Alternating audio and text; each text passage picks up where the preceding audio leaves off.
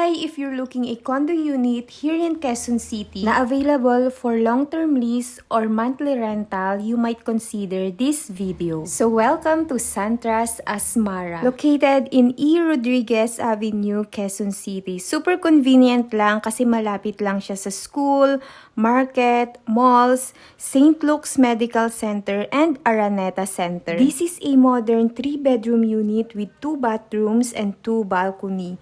You also have your own parking lot. Kaya kung family din kayo, is perfect fit din tong condo unit na to. Pwede rin kayo mag-invite ng mga friends nyo na mag-i-stay kasi 3 bedrooms na siya. Habang nagko-coffee kayo, kumakain kayo, makikita nyo din yung magandang view from balcony. At bago ko nga pala makalimutan, this unit is fully furnished na siya, kaya ready to move in na. Meron ng TV, meron ng ref, and mga rooms is meron na siyang mga aircon. And for the laundry naman, merong isang washing machine na nasa bathroom at yung mirror nun is LED na siya. Same dun sa isang bathroom. Regarding naman sa bathroom niya, is malaki yung bathroom niya, spacious siya. This one naman is yung master bedroom at may sarili siyang balcony at meron siyang sariling bathroom na may LED mirror na din. I might suggest na mas magandang i-visit nyo muna tong unit na to bago kayo mag-decide kasi alam mo yung feeling na it feels home kapag nandito ka sa unit na to. Kapag nakapasok ka,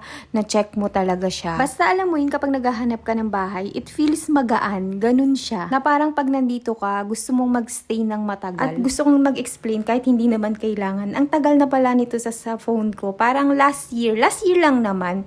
So, hindi pa naman siya umaabot ng 1 taon talaga. So, parang feeling ko, lumalabo na yung video. So, it's time na i-upload na siya. So, I hope this year makabalik tayo sa condo. Anyway, mag-relax at mag-recharge na lang tayo kasi meron tong premium amenities. Meron siyang fitness gym, sky garden, swimming pool, playground for kids meron dito, at 24/7 security guard. Ilalagay ko na lang yung other details niya sa caption and maglalagay ako ng contact number kung sino yung pwede nyong kontakin kung may mga questions kayo regarding this unit.